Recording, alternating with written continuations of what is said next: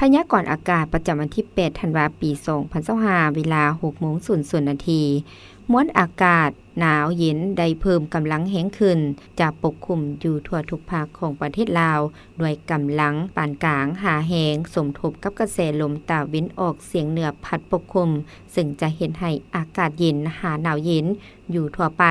และอากาศจะหนาวเย็นหลายพร้อมมีหมอกหนาปกหุ่มในตอนเช้าอยู่บางท้องถิ่นแขวงภาคเหนือแขวงไซสมบูรณ์และเขตภูเพียงบริเวณจะมีลมพัดแหงเป็นบางโอกาสอยู่ในแต่ละภาคพยากรณ์อากาศแต่เวลา 7 โมงของวันที่ 8 ธันวาคมหาเวลา 7 โมง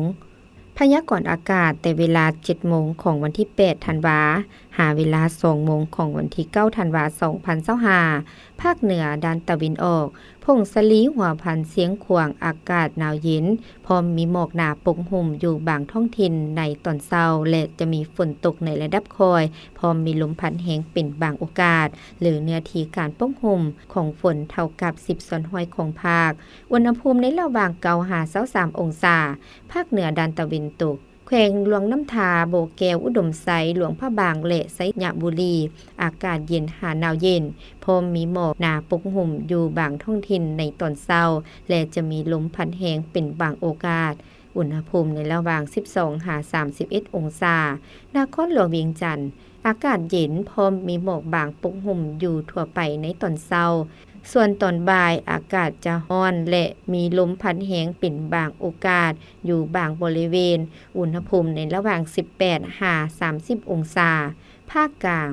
อากาศจะเย็นหาหนาวเย็นพร้อมมีหมอกบางปกหุ่มอยู่ทั่วไปและจะมีลมพัดแรงเป็นบางโอกาสอยู่เกือบทั่วไป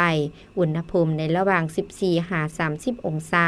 แขวงไซสมบูรณ์อากาศหนาวเย็นพร้อมมีหมอกหนาปกหุ่มในตอนเช้าและจะมีลมพัดแรงเป็นบางโอกาสอุณหภูมิในระหว่าง9-30 องศาภาคใต้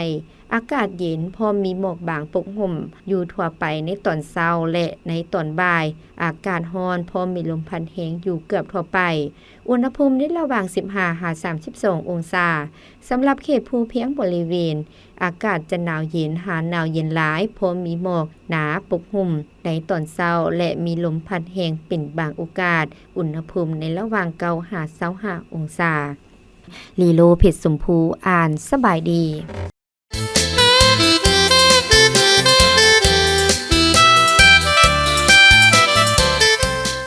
ส้มเสย